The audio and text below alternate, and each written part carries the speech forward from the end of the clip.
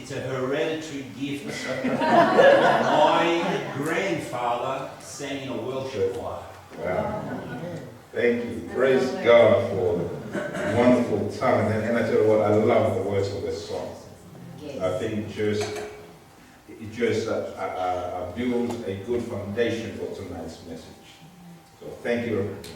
I don't know, because we never talk about the song, and we never talk about the topic. No, But this is just a working of the Holy Spirit, making, preparing everything, putting everything together, And tonight we get to be blessed by the gift and the talent of Ross and I just hope that you've been blessed as well. Welcome to our 12th presentation tonight, and this is our last night presentations, and it's so great. I've been having a wonderful time as well. Journeying together with you every night. Well,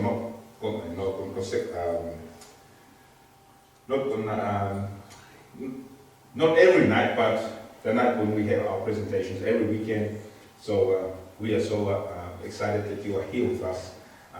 Thank you again, Paolo, for being here, and welcome to those who are watching us online. Welcome to our presentation tonight. Our topic is entitled How to Have Security and Financial Prosperity. Do you know that the Bible even gives us ways of how we can be financially secure? Maybe some of you have in the church, but for those of you that had no idea about, you go and pay a financial advisor or an accountant to help you sort out your finances. God has already given us ways that we may be financially secure in our lives and with our families and with our careers. But before we get into that, we'll invite the Holy Spirit to be with us and help us understand what we'll be talking about tonight. Let's bow our heads. Father, we want to thank you once again for this opportunity that we can come and learn from your word. We ask you, Lord, that you please touch our mind, give us understanding. Also our hearts, that we may be able to respond to what you're about to teach us tonight. We welcome your presence here. It's our prayer in Jesus' name. And all of God's people would say, Amen. Amen. Amen. First of all, we'll look into our passage, to our key text for tonight, or for every night, Psalms 90, verse 2. Let's read it together. 2, 3. Before mountains were brought forth, heaven you have formed the earth and the world, even from everlasting to everlasting, you are God. Before there's even a you and even a me, God exists. God was there before everything else that was brought forth into existence. And as we know from our presentations previously, we know that God has created this world. This earth was a gift from God, from the Creator's hand, and He came us in all its splendor. Because after He created this world, He said everything was very good. Everything was very good. And we can experience that every day. That we can look at the master's stroke, the master artist's stroke of his painting when we look at the sunset. And also the sun rises every morning. We look at all the beautiful lakes. I know some of you are privileged enough to live so close to the Lake Macquarie, and even though it's just the Lake Macquarie, we see it every day, but we never get sick and tired of seeing how awesome it is. And even if you get the chance to go there in the morning and just go fishing, it's even amazing. Just a beautiful scenery. We look at nature, the flowers and everything that God has provided for us. And that's one of the things we love about the plants here on our stage, because it gives us a little glimpse of what the Garden of Eden is like. I don't know, but I'm one of those people that I love those beautiful flowers. And in the islands, with the fruits, even if you go into the markets, that all these things that God has provided for us. He even give us the things to decorate the skies, the atmospheres. We had birds flying, and all in different colors and all its kinds.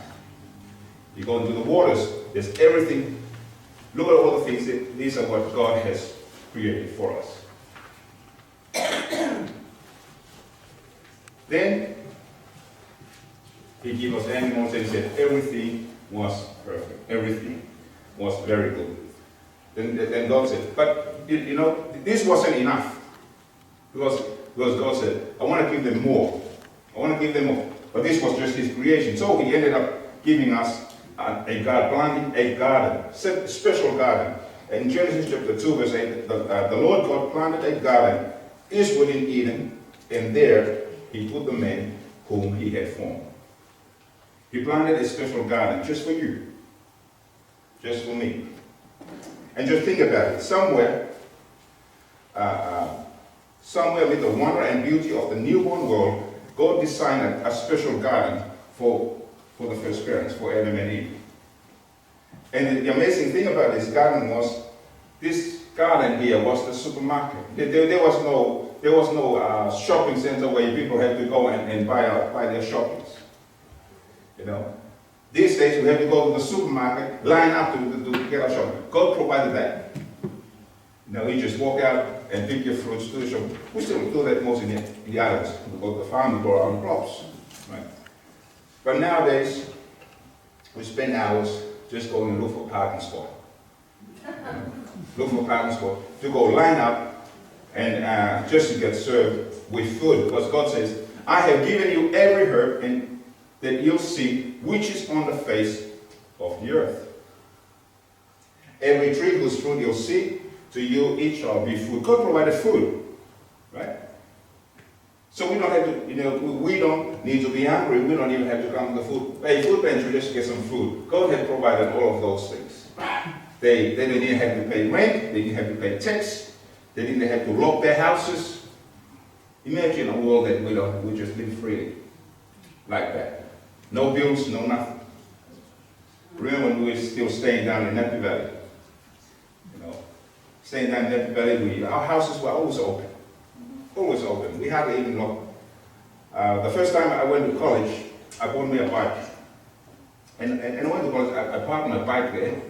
And I see everybody else, they don't lock their bikes. You can actually see, know which one is my bike because it was only my bike with a lock on it.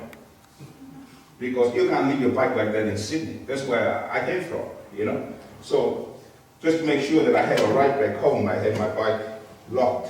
But after a while, then get used to the Currumbin and the culture here. I never locked anything anyway, so. But then we moved out of Currumbin. I still have the habit of leaving my house, not locking it. So it's good that not many of you know where I live.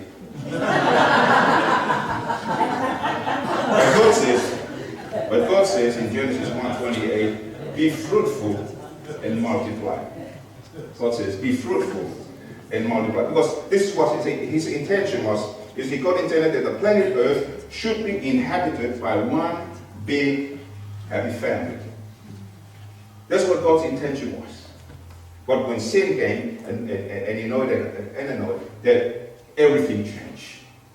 Everything changed when men decided they're going to disobey and they're going to be disloyal to what God had intended for them. So God also had something else in mind when he gave them all these wonderful things. God wanted to give them something called responsibility. Right? And that's something that we have lost these days. You can walk down the footpath, and you trip, you broke your elbow or your knee, you can sue the council because they need to fix that. Right? Because like, what happened is, you walk down and you were staring at something, probably looking at the car, and you hit your foot on the edge of a concrete or something, and you don't want to be responsible for it, for the fact that you were looking where you're walking. So God actually gave the parents, Adam and Eve, the responsibility of taking care of this wonderful garden that he had placed them in. And he told them, I have dominion over the fish of the sea, over the birds of the air, and over every living thing that moves on the earth. Notice, God didn't tell them to kill them all. Hey, God didn't tell them to kill them all. But that's what we've been doing. We've been destroying all the things. He said, just have communion over them. In other words, God entrusted them with the management of this world. We are responsible for it. Caretakers. We are caretakers, that's right. In other words, God was, the Bible also said in Psalms 24 verse 1, the earth is the Lord's and all its fullness, the world and those who dwell therein. Everything in this planet that we are living in belongs to God. No. The problem is that we have a lot of people now start admiring the things on this world. And just because of the fact that it's so wonderful, it's beautiful, it's indescribable how to explain those kind of things, they start worshiping those things. Like for example, we see, rocks. Some people just look at some beautiful rocks and it's, this rock here will bring you good luck. Or this rock here will bless you. This rock here will. It's a stupid rock. How can this rock gonna give you this new life or whatever it is? How can this? Because these are the things they're just created. They look at the stars and the moon and the planets, the mountains. I noticed something in my culture as well. That we look at certain hills and certain mountains, then we say, oh, there's a mountain that actually represents whatever. As far as I'm concerned, it's just a mountain. And everything, because the Bible says, the earth is the Lord's and all its fullness, the world and those who dwell in it. He also says that the silver is mine and the gold is mine, says the Lord. So what does that mean? The silver and gold that man pursues in life doesn't belong to us, it belongs to God himself. The Bible also says that every beast of the forest is mine and the cattle on 1,000 hills. If I were hungry, I would not even tell you, for the world is mine and all its fullness. God had to keep repeating over and over to tell us, hey, don't get too comfortable thinking that what you have is yours. They belong to me. Everything belongs to God. Well, but you may say, well, but I go to work. I earn my own salary. I earn my own money. Well, yeah, you may be right. You may be right. You work for your wages. You work for your salary. But in a sense, who gave you the intelligence to do that work? Who gave you the energy? Who gave you the job in the first place? You might be thinking that you applied for it yourself. You might be having the intellect to do that work. The Bible says that God actually gave you those things. He says, and you shall remember the Lord your God, for it is he who gives you power to get wealth, that he may establish his covenant, which he swore to your fathers, as it is this day. No. After God created this world, he placed you and me there. And he told us, have dominion over this. I want you to look after what I have given you. Enjoy it. Just use it. Use it for your enjoyment. But don't destroy it. Right? Don't destroy it. It's like, you are asking someone to come and house sit for you. Right? You've been asked to house sit for somebody. And the owner's going somewhere else, going on a holiday or something. Right? How would you look after that place? Are you going to trash the place? No, you won't. Why? Because you respect those people who actually asked you to, you don't want to ruin that relationship, right? You want to ruin that covenant that you have with the people who own that house. Because you want them, when they come back, they can say to you, well, you have been faithful, you have been looking after my house for me, thank you very much. Maybe he might give you some reward or something. And it's the same thing with what God expects from us when we are actually living in this world. He expects us to look after it, take care of it. And a word that is used here is called steward. Steward is a person entrusted with the management of another's property. So if you're looking after someone's property, what do? You dress it. You look after it, right? Sometimes, for me personally, I look after other people's stuff better than how I look after my own. You know? Sometimes it's easier to look after other people's stuff. So, the Bible says God had an understanding with Adam. For the Bible says that if of every tree of the garden you may freely eat, but of the tree of the knowledge of good and evil you shall not eat. For in the day that you eat of it, you shall surely die. In here, God actually tested man's love and loyalty through this one restriction. Adam and Eve would eat from everything, from all the trees, except for this one tree. Why is it that God actually forbid one tree? Remember that we talked previously that God is a God of life. And one of the things that He shows His love to us is give us the freedom to choose. God will never force Himself on us, or never force us to love Him back. He never programmed that on us. And that's why He gave us a gift that we can choose to love Him back. So He tests this loyalty of Adam and Eve by planting this tree there, placing this tree there just to see whether they're going to love Him back. And gave them the instructions. So what happened was, Eve decided, well, I'm going to eat from the fruit. The Bible tells us she also gave some of the fruit to her husband. They both ate, and they failed the test.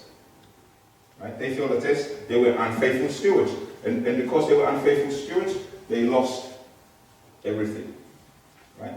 They lost everything: the happiness, the love, their garden home, the dominion on earth, and the fact that they have to have a face-to-face relationship with God. Now we don't have to get to see God's face anymore. Right? We don't have to get to see God's face anymore. The Bible says, do you not know that to whom you present yourselves slaves to, you obey? Because that's why we're actually obeying sin. Because we have become slaves to sin. Right? We have become slaves to sin. And the Bible says that Satan has hijacked this world. Remember, we were given the dominion. God said, I'm going to give you this planet, take care of it, you'll become the stewards of it. But because we disobeyed God, we disloyal to His instructions. Now Satan has come in and took over the dominion of this world. Right? He took over the dominion of this world. So, not only he tried to take over the dominion of this world, he came to Jesus and tried to tempt Jesus, so he can, so Jesus can be also a slave to him as well. He had attempted unsuccessfully to bribe Jesus. One day he says, took Jesus up to this mountain, and Matthew chapter 4 verse 8, he says, again the devil took him up on an exceedingly high mountain and showed him all the kingdoms of the world and their glory. And he said to him, all these things I will give you if you will fall down and worship me. This man actually happened straight after Jesus was baptized. Remember, we talked about on Saturday when Jesus got baptized. When he came out of the water, the devil, actually, the Bible says he was led by the Spirit to the desert. And while in the desert, he was fasting there for 40 days. 40 days he was in the desert, and the devil, Satan actually came and tried to tempt him. What I'm saying here, friends, that even when we give our life to Jesus, doesn't mean that you are immune from being tempted by the devil. The devil will continually come and try to distract you, will try to come and tempt you. And this is what he tried to do with Jesus. He said, Jesus, if you bow down to me, what he wanted was the devil to worship him. If you bow down to me, I will give you all this. You will have dominion over this world. The funny thing was, it wasn't his in the first place. It wasn't the devil's in the first place. It belonged to Jesus. But because of the fall of the first man, fall of Adam and Eve, the devil thinks that he has dominion over it. And moreover, it is required in stewards that one be found if you're unfaithful. That's what is required of us. You see, as stewards of God, we are responsible for the goods He gives us. We're responsible for it. In our food program, and I mentioned that a few times, there's $8 to $10 billion worth of food that goes into landfill every day. That is a lot of food. Right? That is a lot of food. And we are obligated as Christians to take care of our environment. Because with all this stuff that are going to landfill, it's actually destroying our planet, and it's destroying our lives as well. He gives God actually gives us life, gives us time. We also have to be stewards of our abilities, our talents, and our possessions as well. God will also ask us if we have used these talents and these gifts for His glory. When we are accepted to have a relationship with Jesus, after we get baptized, God actually will give us responsibilities. He'll give us talents, He'll give us the gifts that we always wanted to do. And He expects us to use it. Right? Some people don't even know that you're good at music until you start getting involved with music. Some people never know that you're good in hospitality, welcoming people. These are the things, the gifts that God has gifted you with, and He expects you to use those gifts. Because what's the point of having all those gifts, but you never get to use it? Right? How would you feel if you give a gift to somebody, right? Last Christmas, then he invited you to your house, and you saw the gift still wrapped up on the shelves, together with your other 3 or 4 gifts, previous gifts that's there. How would you feel about that? Well, I don't even feel like giving this person any more gifts, because he doesn't even use the first gift that I've given him. Can you imagine how God feels when He gifted us with all these talents and the things, all these abilities, but we never use it to enrich our lives and also the lives of others that He brings into our lives? The Bible says, God, who made the world and everything in it, gives to all life, breath, and all things. And He also our life originated with God, and He sustains it. He sustains our life. Every heartbeat, every breath of air, even the food we eat, are gifts from God. And Paul actually urges us, I beseech you therefore, brethren, by the mercies of God, that you present your bodies as a living sacrifice, holy, acceptable to God, which is your what? Reasonable service. Now, what is a living sacrifice? What does it mean?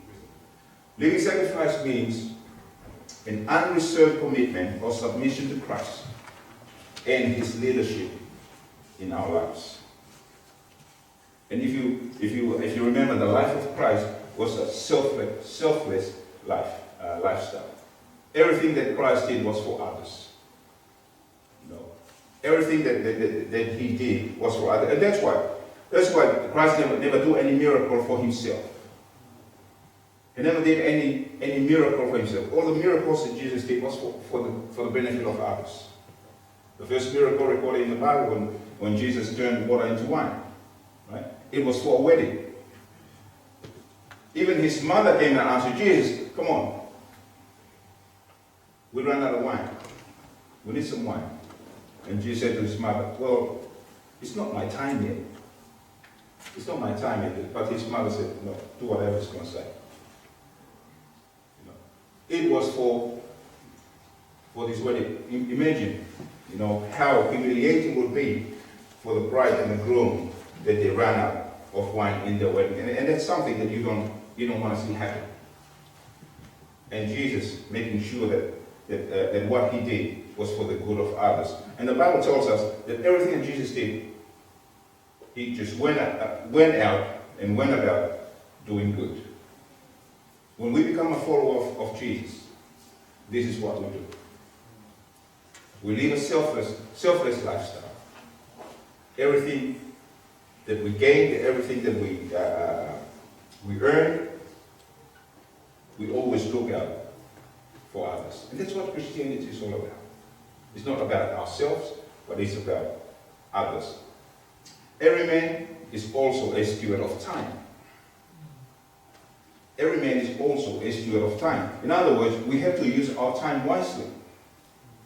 We have to use our time wisely. Really, time is just another way of viewing life. Benjamin Franklin says, time is the stuff life is made of. No. So, and supported by Psalms 90 verse 12, it says, teach us to number our days that we may gain a heart of wisdom. Because friends, to waste time is like wasting life. You know? And unfortunately, our young people today think that wasting time is the coolest thing to do. It's the coolest thing to do, just sit there and just doze out in front of the TV. Well, some of us adults do that as well. You know? We just do that as well because it's just comfortable. It's comfortable to waste time.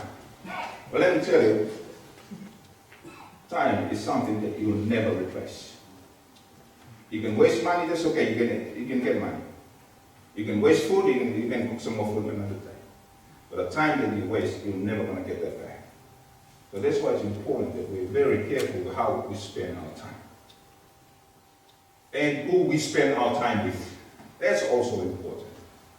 Because you can spend all your life hanging out with people that all they do is devalue your presence.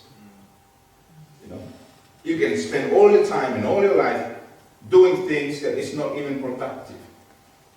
Before I go to bed every night, I think back in how my day went. And I then wait to see whether I had a productive day or I just had a waste of a day. Because I know I can't go back and fix everything. And that's important. When we are followers of Jesus, we want to make sure that the only time that we spend is for resting. That is unproductive in our lives, well, in the sense of saying that it's a time that we sleep. It's good to have a time that we rest. Some people don't even have no time for nothing else. They always want to make sure that they occupy all the time, but it's not good for your health. It's not good for your health. You got to have time to rest. You got to have time to work. Because after God created Adam and Eve, put him in this garden, he didn't just tell him, okay, now, here's a harp, just fly around the clouds and play harp all day. He put them there and he put them to work in the garden. Right? Because, you know, it's always a wonderful feeling knowing that you have accomplished something. When you think so? Yeah. You know, sometimes, you know, I know with men, if they finish building something, you know, at the end of the day they come and they just stand there and look at it. And just smile, you know, look at my accomplishment. I'll just build a chair. You know, took me half a day to build it, but it's an accomplishment. A day and a half for me. You know, could be a week, who knows? You know? But it's always a wonderful feeling when you know that you have some sense of accomplishment, and that's what God intended for His people. You know, the Bible says, maybe you might say, well, but I don't have the time. I'm always busy. I don't have the time. Jesus has something here, something to say to you for those who think they'll never have time. He says, seek first the kingdom of God and His righteousness. And what? All these things will be what? Will be added unto you. All these things will be added unto you. I remember growing up at home. You know, my mother was a woman. She was a woman of prayer. You know, and that's why I'm never ashamed to stand in front of people and say, you're looking at a product of a praying mother. You know, and we always had worship every morning. We always had worship at night. You know, and I get to the stage where I find it really, really annoying. Getting woke up in the morning, you know.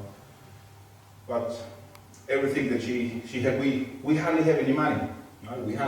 She hardly had any money, so whatever money she has, she either give it in church or to help someone else. And we'll go with her. And that taught me what giving is all about. Because sometimes I sense that our giving, well, most of our giving is giving out of our excess. Yeah? We give out of just because we have extra. We haven't given because we give out and we go without.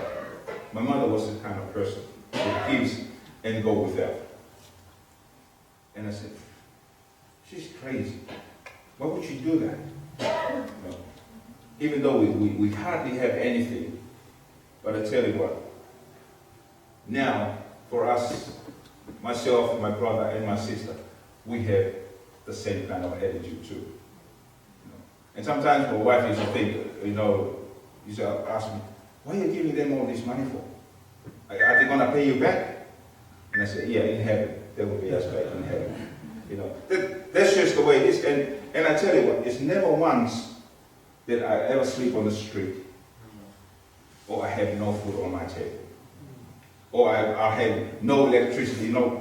Sometimes we think to ourselves, sometimes I say, oh, I'm hungry. It's not that we never have food in the pantry or in the fridge. We just don't have what we want in the pantry or in the fridge. There's always food in there. But we always go with what we want, isn't it? We always go with what we want. God says here, we seek Him first, seek the kingdom of God first and His righteousness. All these things. What things? The things that the world is pursuing, the thing that the world is chasing. I will add it to you.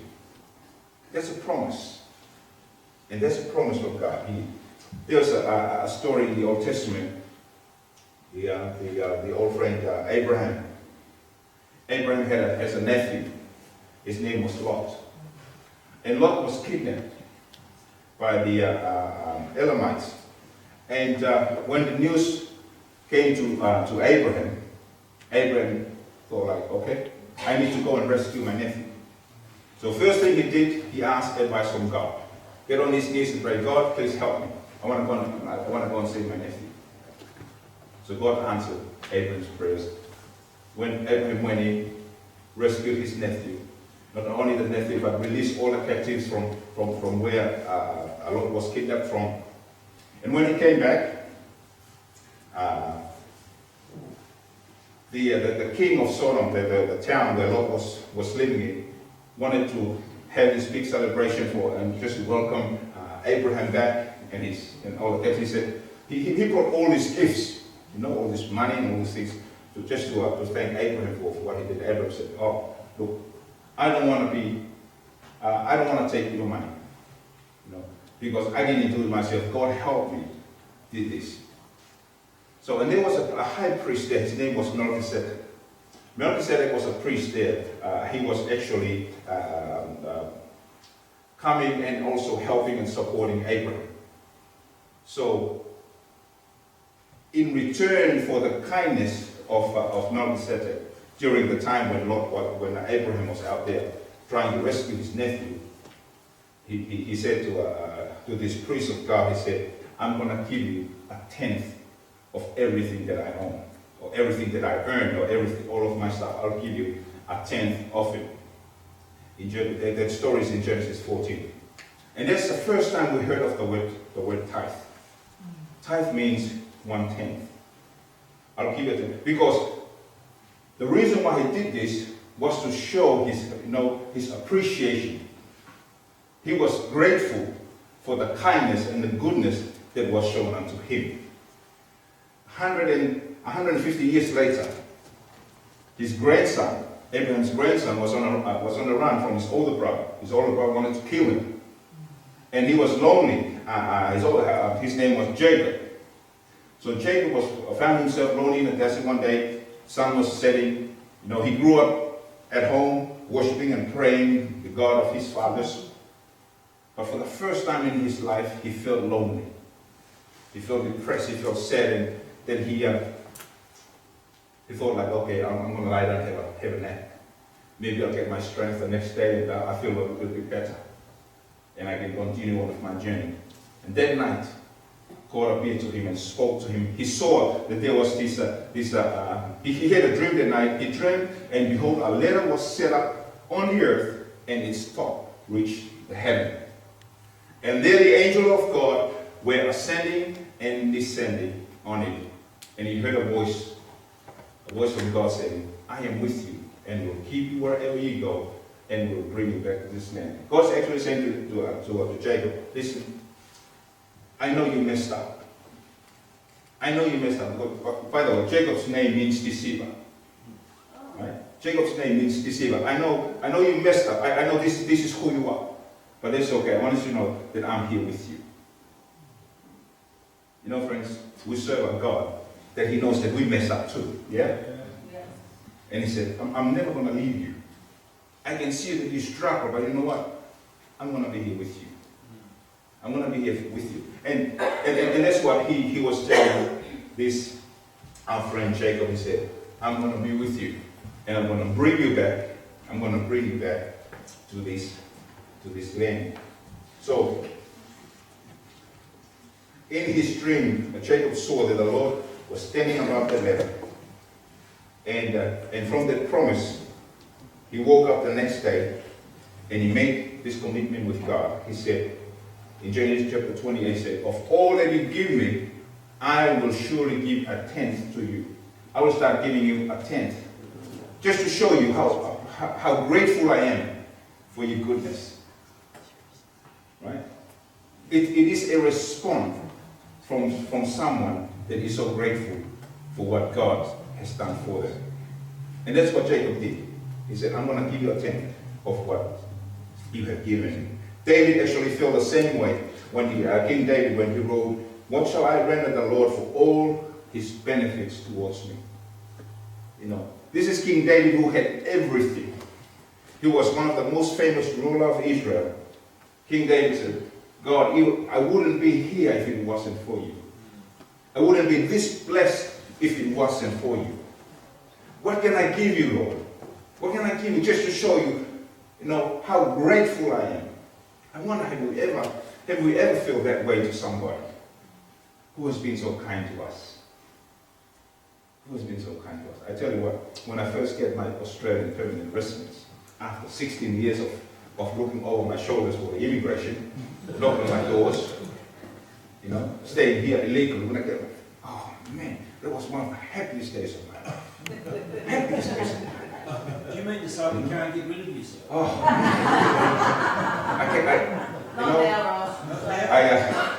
They gave me these conditions. They gave me these conditions. Well, because one of the reasons why they didn't accept me straight away, it took them 18 months before they said, okay, you can come back to Australia. 18 months, right? And they gave me these conditions. Make sure you don't break any laws. If you're going to break any laws, even a parking ticket will take you straight to the airport and send you back home. Right? Those are the conditions. You know when I came to Australia? I stayed away from the driver's seat for 2 years. Praise God that my wife had a driver's license, so she was driving for 2 years. I didn't want to break any laws. Whenever I watch Australia plays, the All Blacks, they sing the national anthem. I was up on my seat singing the national anthem. I was so grateful for this country for having me back. And this is what it's like. This is what it's like when people are actually so grateful for what God has done in their life. They want to give something back. They want to give something back. David longed to show his appreciation to God for all the blessings that he has given him. Have you ever wondered how you can thank God for his goodness? Because sometimes we live in a society that we think a thank you card would be enough. Sometimes the word thank you is just cheap. Sometimes you just something some people just look at it, what a cheap person. What would put a little $50 note or something, That's if you want to thank me that way. Don't just give me a card.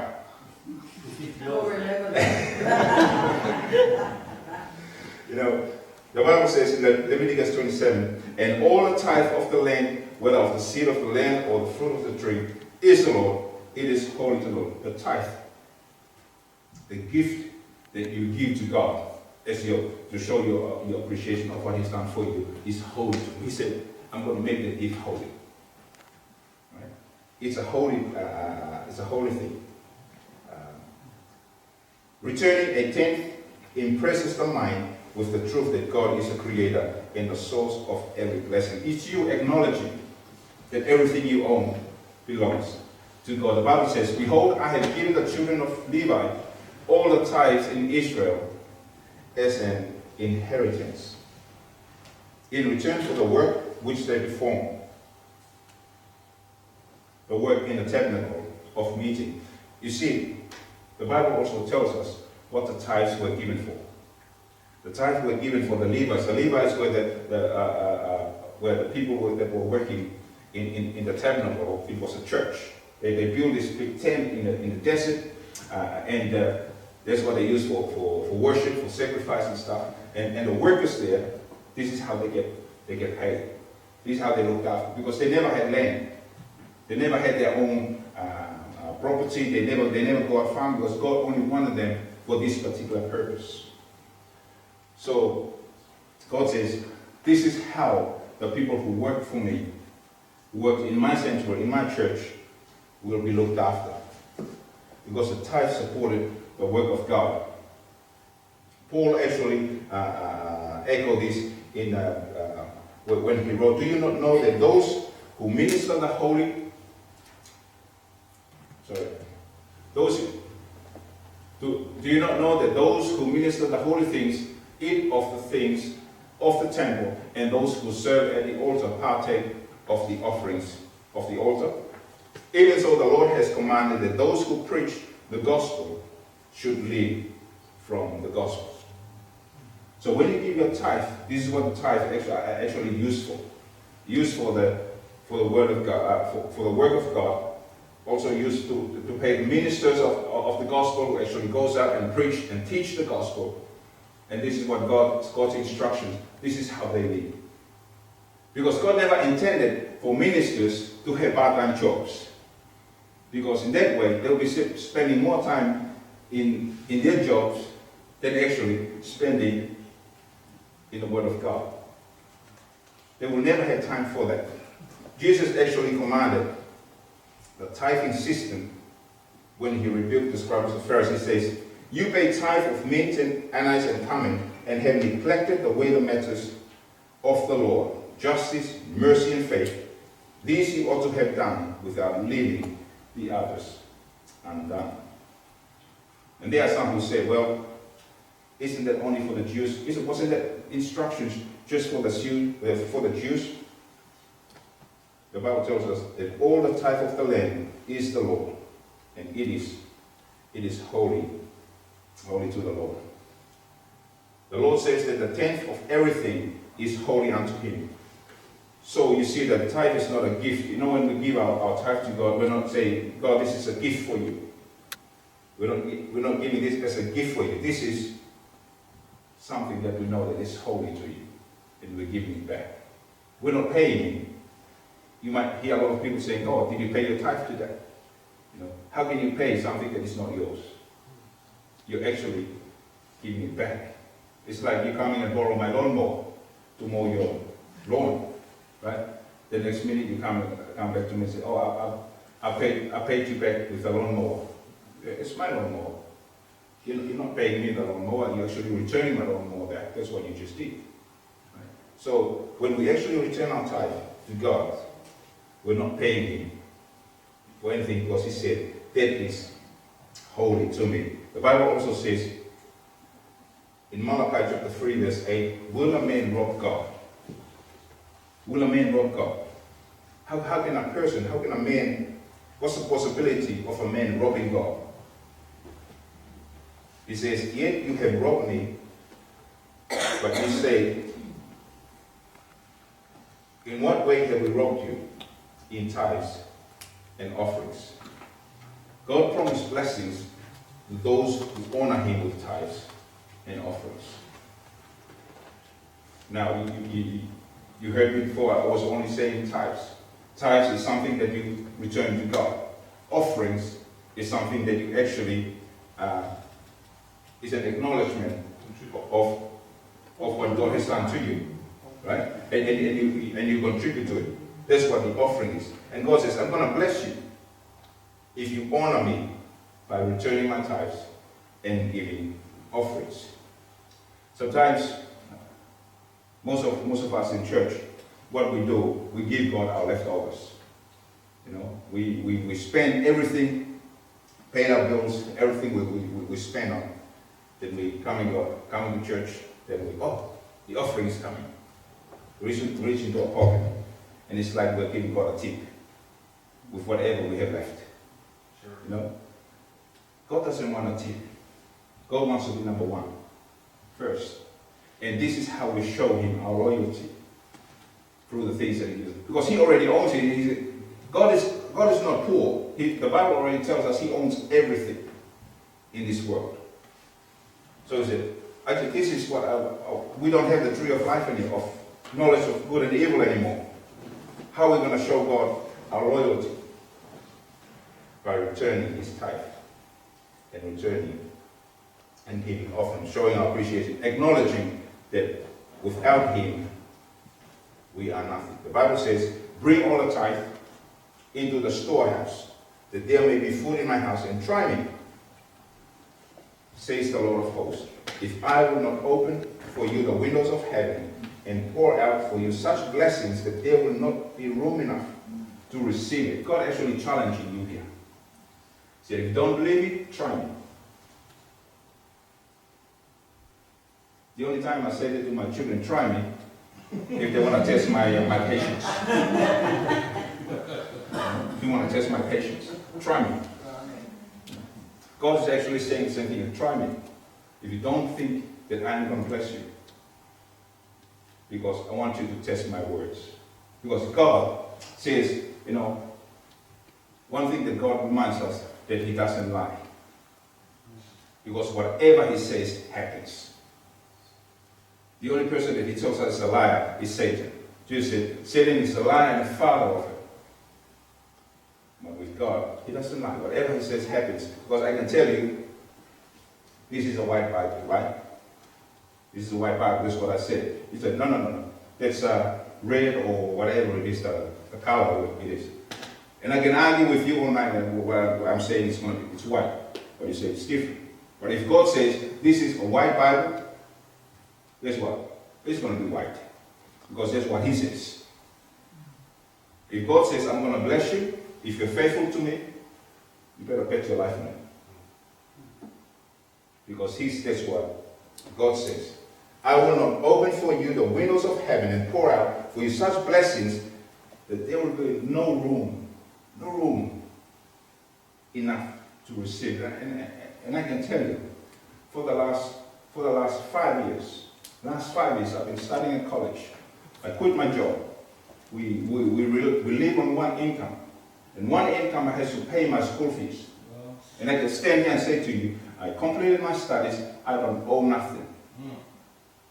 Yet I said to my wife, whatever money we have, make sure that we stay faithful to God's promise. We take God at his word. Pay our tithe, pay our offering, then whatever's left, we can spend. We pay our bills, pay the school fees, buy the weekly train tickets, and I was always had jobs. And whatever job that I get, we always stay faithful to what God has. Because this is something that I learned when I was growing up at home. We'll go out with nothing, then we come to church. We'll probably have 10 fish for the week. I was telling my wife, I remember when I was graduating from high school, we had soup that night. We had soup that night. And I think we had 10 fish soup that night. Because that's all my mother can afford. Well, that's all we can afford. But when we came to church, my mother would pull out a $5 note or $10 note and put in the offering. And I said, what? You could have bought some meat or something and celebrate my graduation with. You're putting it in the church? What kind of foolishness is that? But well, my mother's is at rest now. I'm a minister of the gospel. Yes. My brother runs business, bringing over 200 workers from Tonga to Tasmania for work, helping hundreds of families back home. My sister runs a construction business in New Zealand, you know, and you see, she might never get to live to see the blessing of her faithfulness to the instruction of God. But for us children, we are being rewarded because of her faithfulness. Yes, sir. Yes, sir. You know, we stay faithful to God, and we might not get to see God's blessing at the time, but further down the track, God might bless our children. We all completed high school. None of us ever dropped out of high school. And who knows that never in my own, I was hanging around the streets of Sydney for 16 years, being a drug addict. Never that I would have known that I'd stand in front of you and preach the gospel of Jesus. Yes, sir. I've been to so many places now. It's just because it's just being faithful. Take God at His word. Yes, sir. Take God at His word. I tell you, it just blows my mind. I just get shiver just thinking about it. Because heaven doesn't have a plate glass window. You know? Obviously, there's no window in heaven that will open and money, coins will fall down. No. Malachi was using a concept, an illustration. It was a custom in those days when they had when they had feast days for the rich people to open their windows and throw out gold coins and silver coins. And he was using that illustration. But God ain't going to open up windows and throw you little coins. He's going to pour you down blessings. And he says that you will have no room to put. In my house at home, there's food everywhere. I got 4 fridges in my garage, packed to the rim with food. My pantries is overflowing with food. My garage, my car has to park outside because it's packed with food. You know? There is never, shouldn't be anyone that comes to the Bay Church should be starving. You shouldn't be. If you're starving, it's your own fault. It's your own fault. Yeah, seriously. And God has just blessed us this way, and we now become a blessing to others in this community. You've never been blessed just for yourself. God never intended you to be that way. Because there's a story. There's a story that in the New Testament, in Luke chapter 12, God talks about this rich farmer who had a tremendous crop. Right? He had a wonderful harvest. Wonderful harvest. And what he did, collect everything. Then he said, well, look at all this food that I have. I'm going to extend my storehouse so I can collect all this food, and I'll just sit back, be merry, be joyful, and enjoy myself. He forgot the poor, the widows, the needy people around. He forgot about that. Because he thought like, well, I will do this. I will pull down my barns and build greater, bigger barns, and there I will store all my crops and all my goods. And I will say to my soul, soul, you have many goods laid up for many years. Take these, eat, drink, and be merry. Isn't that what a lot of people in our community do these days? Maybe it was even the people in the church do these days. I have so much money in the bank, I can sit there, enjoy it for myself. You know, even rich people, we have heard about them a lot. They say that having a lot of money won't bring you happiness, right? Some of us who doesn't have money, we're still struggling and still doesn't even give us happiness. Because we still want a lot of stuff, right? We still want a lot of stuff. But you know, just as much as we, as poor people, want money or don't know where to get money from, rich people are struggling as well. They're struggling with too much money and they don't know what to do with it. Seriously. And that's why you hear them doing all these silly things with their money, because they have it. But I believe, I believe that we as a church, we are called by God to help them as well. help these people, show them ways, guide them in ways where they can use their money wisely, because one day they're going to stand before God and they give an accountable to God what they have done with what God has given them. Whether they were using it to bless others, whether they're using it to ascend the kingdom of God. Like this foolish man here, the Bible says, he did not acknowledge where his blessings came from. He did not recognize his Creator or his obligation as a steward, knowing that all these things that was given to him or to her was just for him to be a steward of. He forget about the poor, forget about the orphans, the widows, and he only thought of himself. Being selfish. The Bible says, Luke chapter 12 says, "Fool, that night your soul will be required of you." That's what God said to him. Then whose will those things be which you have provided? Matthew also wrote, "For what profit is it to a man if he gains the whole world and loses his own soul?" God wants men to give him because he loves him. God doesn't want us to give him because we have to. No. We give because we love, because there is no way, friends, that we be able to give. We can give without love, but we cannot love without giving. We can tell God that we love him, but we have to show that by our giving.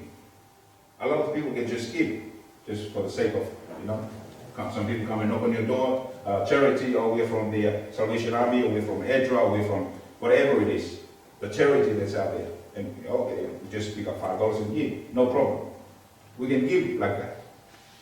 But we cannot say that we love God and withhold what it is that belongs to him. Does that make sense?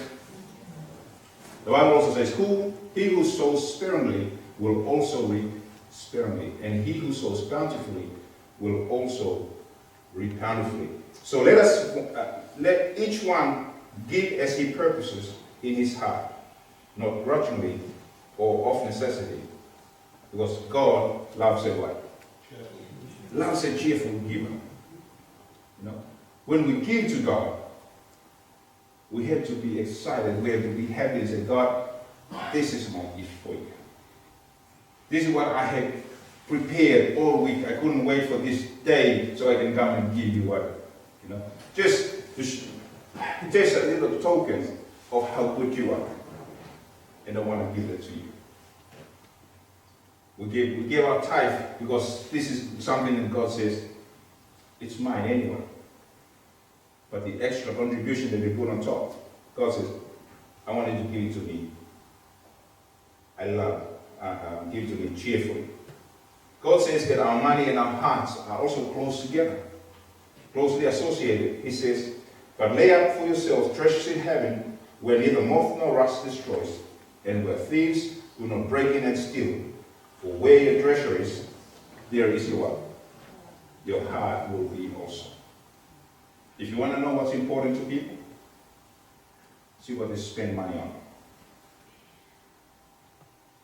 You can tell what's important to people.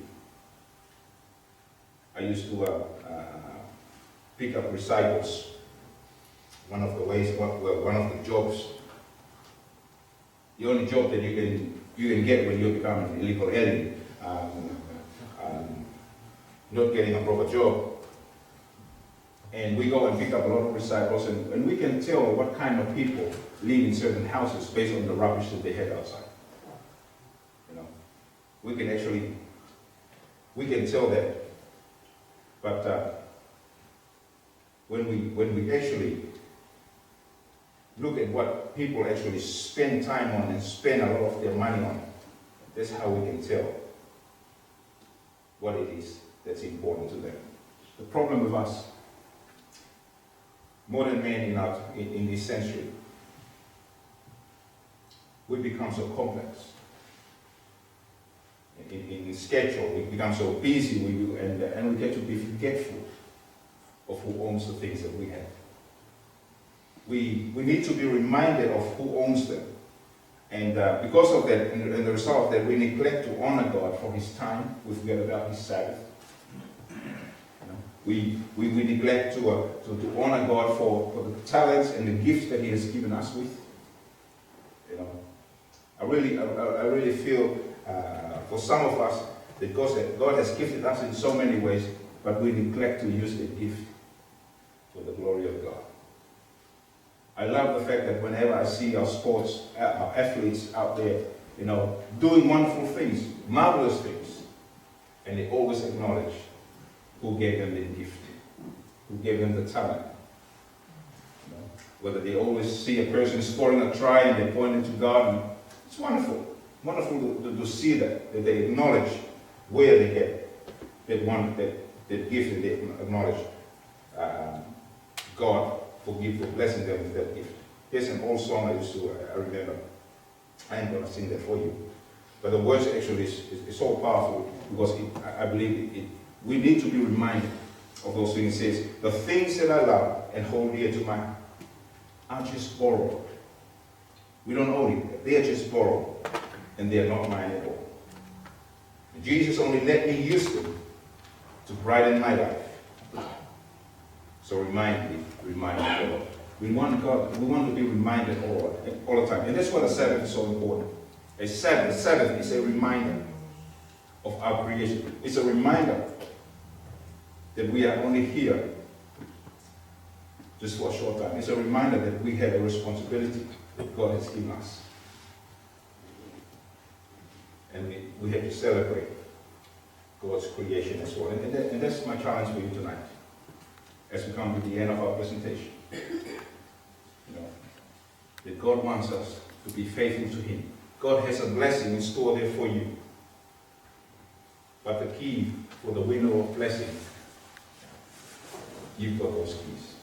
If you plan to be faithful to God by returning what He asks of you, God will make sure that He's going to reward you for what He has planned for you. Does that make sense?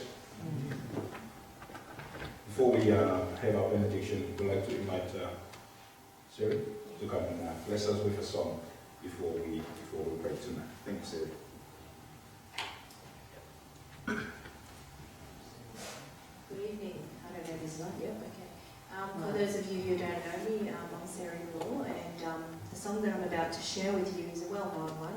It's titled "You'll Never Walk Alone," and for me, it's a very special piece of music because it's so close to my heart. Because I was not brought up a Christian, and as our pastor was saying, you know, money does not bring us happiness. Okay, because I was brought up in a household where my father, he was a financially free man. He was a hardened business entrepreneur, company director, but he had no time to give to his wife and his children.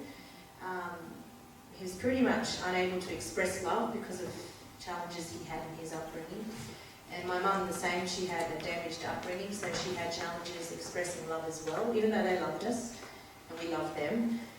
But as a result, as a child growing up in that, I can only speak for myself, I'm one of 6, I felt worthless and alone. So this song to me, because I found Jesus about 9 years ago now, and I'm just so forever grateful that I've found Him, and you'll never walk alone, because I know now it doesn't matter what diversity I face, it doesn't matter how dark the storm is, that I'm not alone, and when none of us are alone, and that's such a comforting, beautiful hope that we have.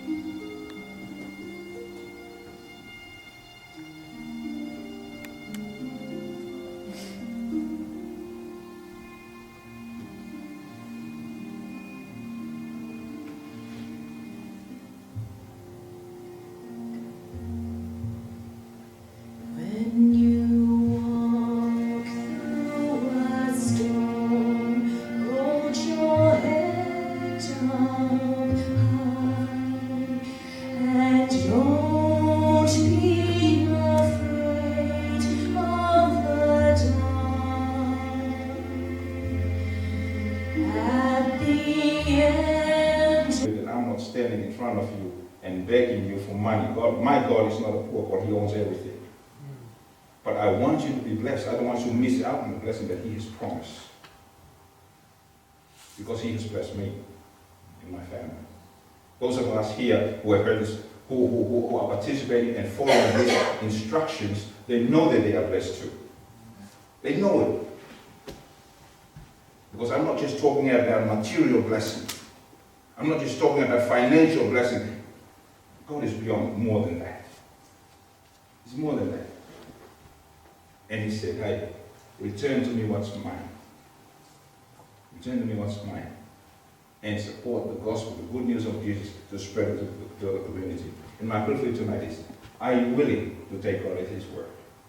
By start returning to God what He says to return to Him, what is holy to Him, and start giving offerings to support His ministry. Say to you tonight, I want you to raise your hand. You made a commitment. Hold it up there. I want to pray for you. Father, we want to thank you for all these wonderful people. Some of us here, Lord, this is the first time we heard this message. We are still nervous about it because we are already struggling. We've been struggling all through our lives until we know that the Word has taught us tonight that there is a way that you can release that burden from us. So tonight, Lord, we want to come to you. We give our life to you. We make this commitment tonight that we want to return to you what you require of us. We want to return to you the tithe as our obedience and our loyalty to you. And we want to return to you the offerings, just to show to you how appreciated we are for your goodness and your kindness, but not of all, Lord, to remind us that we're just stewards of all the things that you have given us. And by the way, Lord, thank you very much for all you have done for us. Thank you for the blessings that we had so far. And thank you in advance for what you're about to do in our lives. And as we commit to you tonight, we pray. We claim your promise.